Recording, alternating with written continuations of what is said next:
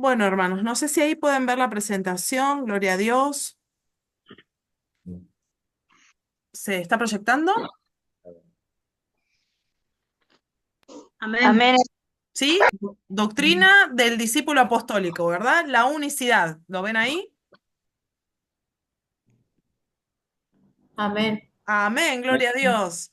Bueno, hoy tenemos la última clase y vinimos ahí recargados porque hay dos temas de doctrina muy interesantes y les pido que abramos nuestro corazón y nuestro entendimiento a lo que el Señor nos quiere decir en el día de hoy.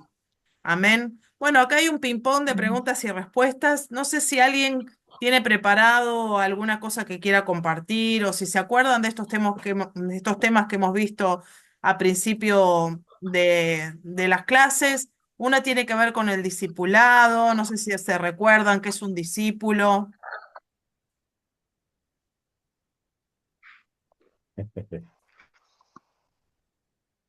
Acá es donde todos nos ponemos nerviosos y no sabemos qué decir.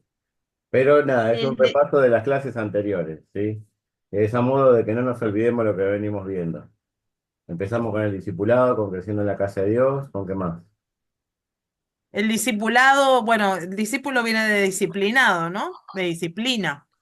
Creciendo en la casa de Dios. Estuvimos viendo el discípulo dentro del plan de Dios. Si alguien tiene algo para decir, me dice. ¿Mm? Sí, por ahí le quedó alguna duda de cómo estuvieron haciendo los trabajos. Ahora uno realmente se interiorizó con lo que estamos dando y bueno, y comienzan a surgir las dudas. Por eso también de esta clase de hoy va a haber dudas, ¿sí? Va a haber preguntas y bueno, si podemos se las despejamos, si no, en cuanto hagan los trabajos también, le despejamos toda duda, toda pregunta que haya.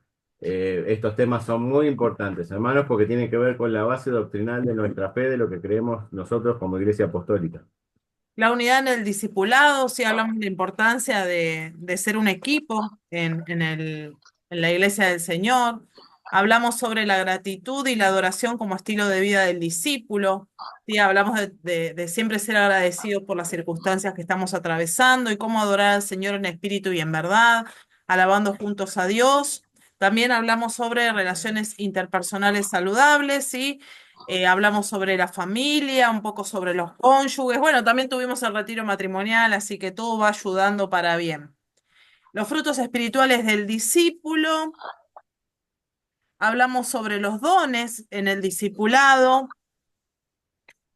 la perseverancia como estilo de vida del discípulo, enfrentando luchas y pruebas, la tentación, cómo conocer la voluntad de Dios. Hablamos sobre respetar la autoridad del pastor y el último tema, ¿verdad? Autoridad espiritual.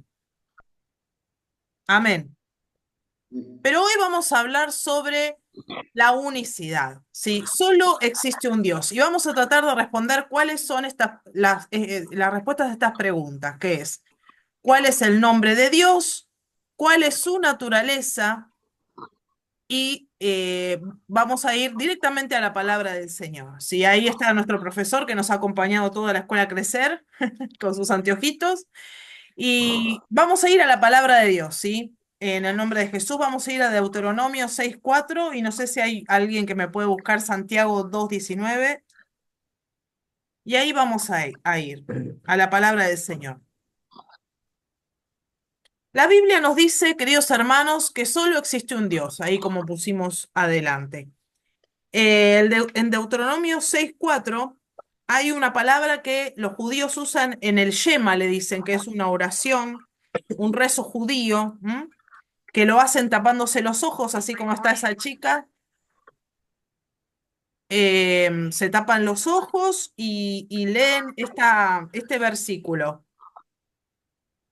Y lo vamos a leer, está en Deuteronomio 6:4.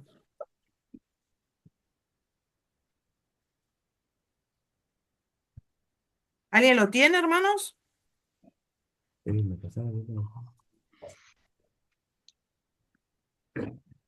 ¿Cuánto, hermana? Perdón. Está ahí, Deuteronomio Deuteronomio 6:4. Amén, 6:4. Hermana. Les recomiendo, hermano, que tengan la Biblia a mano porque hoy vamos a tener muchos pasajes bíblicos, ¿eh? O sea, va a haber espadeo. Deuteronomio 6:4. Adelante, hermana Elena. En el nombre de Jesús. Oye Israel, Jehová nuestro Dios, Jehová uno es. Perfecto. Amén.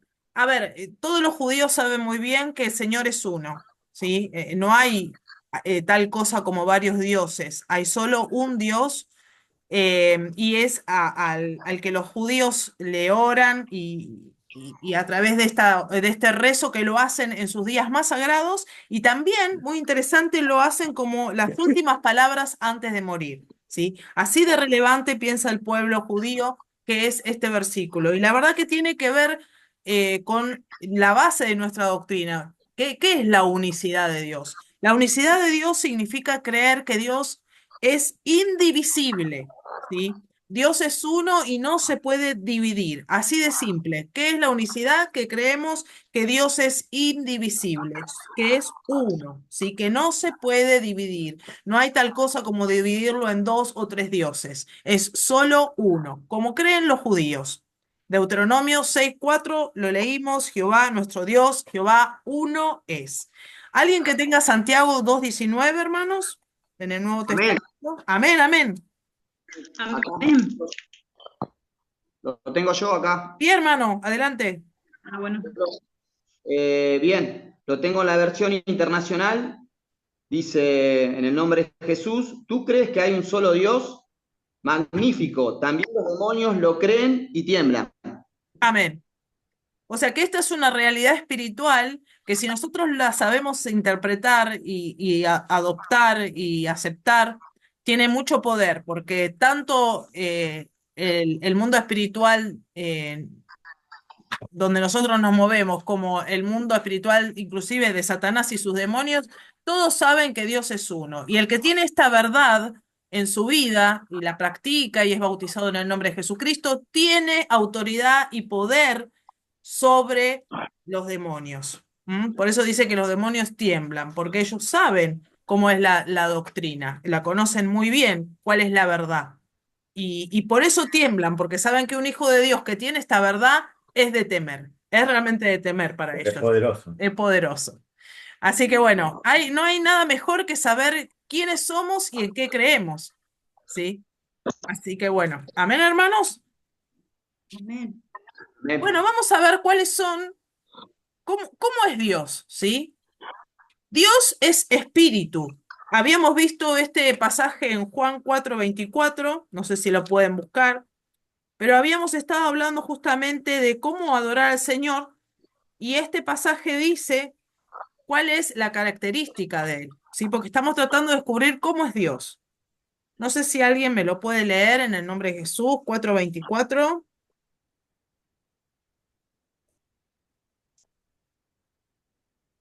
Dios te bendiga. Amén. Amén. Que tú le enseñes, Señor, Amén. día a día, porque esto es así, Señor. En el nombre de Jesús, así te pedimos por la vida 4:24, ¿quién lo puede leer? muy prontamente, Amén. Señor, para que puestas fortalecidos en el nombre de Jesús. Amén.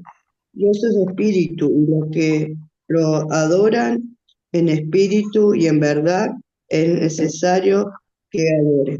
Bueno, parece una obviedad, ¿no? Pero no, no es tan obvio. O sea, Dios es espíritu y el espíritu no tiene cuerpo, quiere decir incorpóreo, no tiene un cuerpo, es invisible, ¿sí? Y esta es una característica del Señor que tenemos que tener muy, muy presente. Por eso nosotros en la Asamblea Apostólica eh, no tenemos imágenes, porque el Señor no tiene, el Dios es espíritu, no hay manera de saber cómo es. Sí, Flor, ¿querés decir algo? Perdón.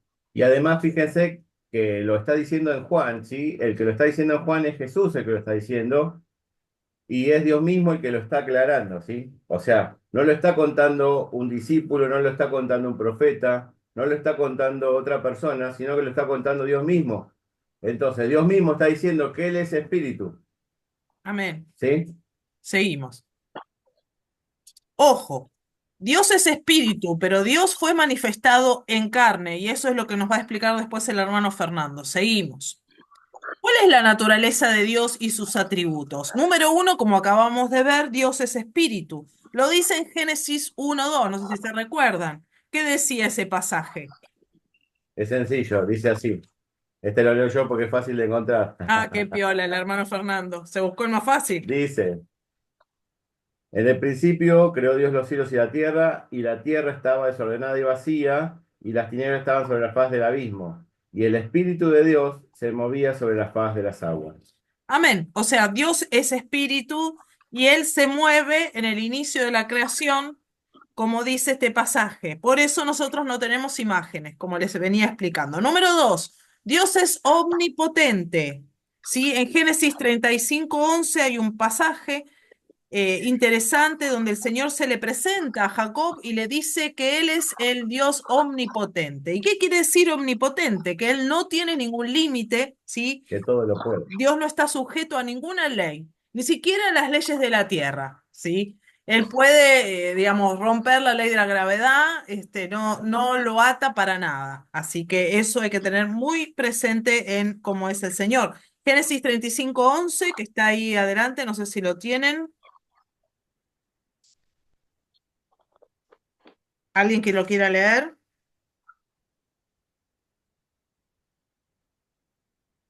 Génesis 35:11. Sí, hermano. A ver. ¿Rebota cuando hablo en...? No, no, el volumen bajo, No. no. Bien. Amén, hermana. Dice, luego Dios añadió, yo soy el Dios todopoderoso, se fecundó y multiplicate, perdón. De Ujú. ti nacerá nación y una comunidad de naciones, y habrá reyes entre sus vástagos. Entre tus Amén. lomos, muy bien. Hasta ahí nomás. Es así como el Señor mismo se le presenta. Soy el Dios omnipotente, o como decía su versión hermana, hermano, como dice, Dios todopoderoso. Todopoderoso, Amén, amén. Amén, se amén. fecundó y multiplicate, dice. Sí. Amén. Dios es omnipotente, Él no tiene ninguna clase de límites, hermanos, no está sujeto a ninguna de nuestras leyes. Por ende, es difícil de comprender cómo Dios se mueve, pero Él no tiene ningún límite. El tercer punto es que el Señor es omnipresente. Eso quiere decir que Él puede estar en todo lugar, en todo tiempo, ¿sí? Él está en muchas partes al mismo tiempo, cosa que es difícil para nosotros entender, pero sí es así. Por ejemplo, en el Salmo 139:7 habla de que si uno se quisiera escapar del Señor, no sé si ustedes se acuerdan de ese versículo, no hay lugar a donde escaparse del Señor, porque el Señor, ¿dónde está? En todas partes, amén. ¿Dónde huiré de tu presencia? Decía David. Exactamente, eso, si no me equivoco, está en 139:7. En el nombre de Jesús dice, ¿a dónde me iré de tu espíritu y a dónde huiré de tu presencia? Si subiere a los cielos, allí estás tú, y en el Seol hiciere mi estrado, he aquí, allí tú estás. Quiere decir, hermanos, que el Señor puede estar presente en dos lugares a la vez. ¿Ustedes qué opinan? Amén, hermana. En muchos lugares. En muchos lugares a la vez, amén. Bueno, por último, Dios es omnisciente. ¿Qué quiere decir esto?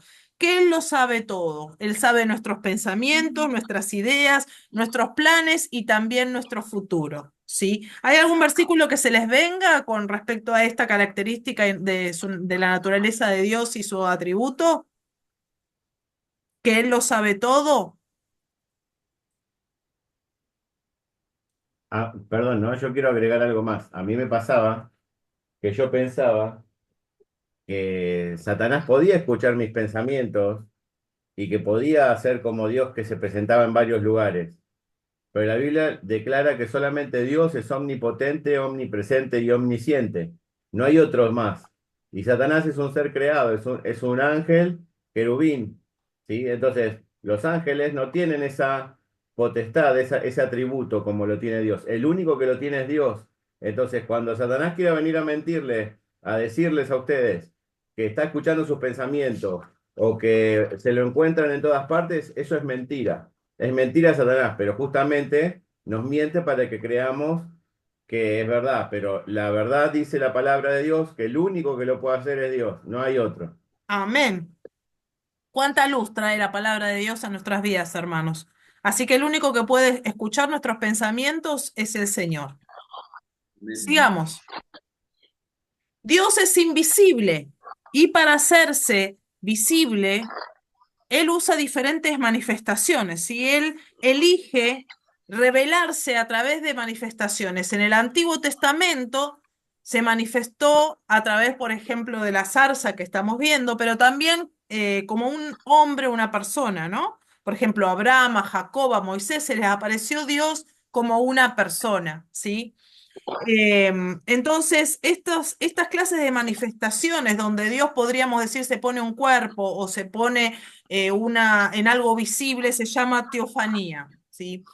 Y esto sucedió más que nada en el Antiguo Testamento, donde, claro, Dios no tiene brazos, Dios no tiene piernas, Dios no tiene ojos, pero se habla de que el Señor uno puede llegar a ver la espalda de Dios, la mano de Dios, ¿sí? ¿Por qué? Porque Dios en su soberanía hace que nosotros podamos ver alguna clase de Claro. manifestación. Él elige cuál es la manifestación y en qué momento muy determinado la va y en un lugar y momento determinado la va a manifestar, ¿sí? Ahora, podemos decir que este Dios de manifestaciones, porque ya que Él es espíritu, tiene tres manifestaciones muy particulares y especiales durante la historia, que es una como padre en la creación, ¿sí? Él se manifestó como padre hacia la Jehová. tribu de Israel, hacia toda la creación en general. Se manifestó como hijo en la redención, porque se hizo carne para poder redimirnos y para poder llevar adelante la salvación de nuestras almas. ¿Sí? Y después, último, en este tiempo de la dispensación, como el Espíritu Santo. ¿Sí? Y fíjense que estas manifestaciones no están las tres funcionando en el mismo momento. Ahora eso lo vamos a aclarar un poquito más adelante. Pero es un Dios que se manifestó en estas tres maneras diferentes, en diferentes momentos, diferentes tiempos y con un propósito. Amén. Ahí puse la Amén. salsita que está quemándose y los zapatitos que hay que sacarse porque el Señor está ahí y le dice eso, que se saque las sandalias. Iba a revolear unas sandalias, pero bueno, no me salió, hermanos. Esto es lo que hay. Seguimos. E indiscutiblemente grande es el misterio de la piedad. Dios fue manifestado en carne. Eso lo dice en el Nuevo Testamento, pero es súper interesante que lo investiguemos un poquito más y nos va a ayudar el hermano Fernando en la segunda parte de esta clase. Por último, vamos a ver algunos nombres de Dios. ¿Ustedes conocen algún nombre de Dios en el Antiguo Testamento? Ya que los judíos le ponían nombres. Ustedes saben que para los judíos poner un nombre no es pavada. Generalmente se hace después de unas semanas de vida. Se espera para ver el carácter de la persona, porque no es el nombre lo que determina a la persona, sino es la persona lo que determina el nombre. Sí, los nombres siempre se ponían revelando el carácter de cada uno. Por ejemplo, mi marido me dice que yo soy Inés Perada. Bueno, él me quiere poner así. Un pequeño chiste para romper el hielo. Pero bueno, cada uno puede tener un sobrenombre, pero para los judíos no era chiste, era muy importante. De hecho, en la Biblia también dice que el Señor nos va a cambiar el nombre. Para Él también son importantes los nombres. Pero bueno, vamos a ver algunos. No sé si ustedes pueden ir diciendo si conocen, por ejemplo, si les suena esto. Pero, por ejemplo, si uno se pone a ver en la Biblia, vieron que Dios cambia, a Abraham le cambia el nombre, por ejemplo, Ujú. A Sara. A Jacob le cambia el nombre, se lo cambia por Israel. A Pedro, que se llamaba Simón, le pone Pedro, Ujú. ¿sí? Porque el nombre, Perdón, el Señor tiene no, está varios bien. nombres. Dios tiene varios. Adonai era uno. Amén. Adonai, ¿qué Adonai. más? Muy bien. Elohim, Elohim, Muy Elohim, bien, muy bien. Ana, No, y si cantan esa Yahweh, canción que cantan hace poco, si uno canta esa canción, ya sabe todo lo demás. Adonai, y se manifestará, Elohim. ¿no? Sí, ahí lo dice. Claro, Jireh. claro, ahí lo dice, pero es bueno también, como venimos hablando, de cantar con entendimiento. No me Entonces, quemé. vamos a mirar algunos de estos nombres que a veces cantamos. Por ejemplo, Elohim significa pluralidad de virtudes. Elión significa el más alto o el altísimo. Adonai significa el Señor. El Shaddai significa el Dios Todopoderoso y Olam significa Dios Eterno. Pero vamos a investigar un poquito el nombre Jehová. Les voy a explicar cómo se creó este nombre, porque en realidad uno podría decir, bueno, Jehová es el nombre de Dios, pero Jehová no es el nombre de Dios. Y ahora les voy a explicar por qué. Jehová es una combinación entre 4 letras hebreas que los judíos toman para decir el nombre de Dios, que es impronunciable para los Claro, ellos no judíos. pueden pronunciar el nombre, es más, se tienen que limpiar cada vez que lo mencionan. ¿Mm?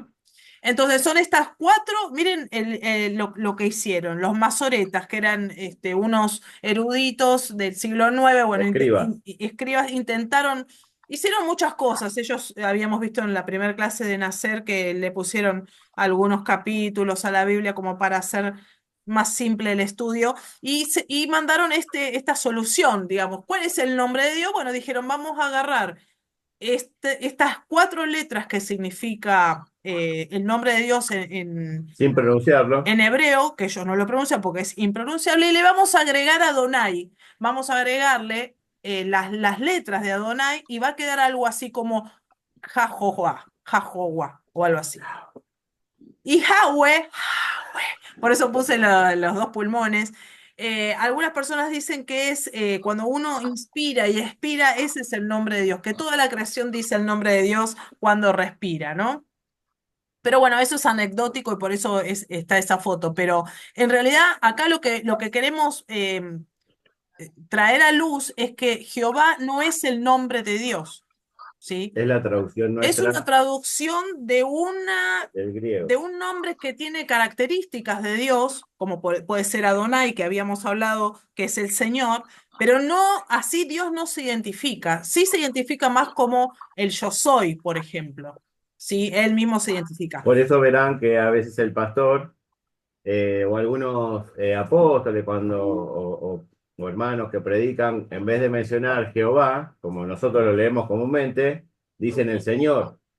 Ujú. ¿Sí? Porque es una manera también de decir que es Dios, pero que no es ese nombre, porque tampoco ese es el nombre.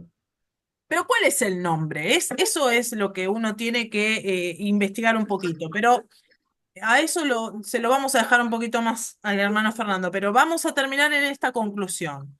Que la respuesta a esta gran pregunta sobre cuál es el nombre de Dios aún va a tardar y tardó en su momento en el Antiguo Testamento en llegar. Por eso Dios prometió a su pueblo en Isaías 52:6 esto tan puntual. Mi pueblo sabrá mi nombre por esta causa en aquel día, porque yo mismo he hablado y aquí estaré presente.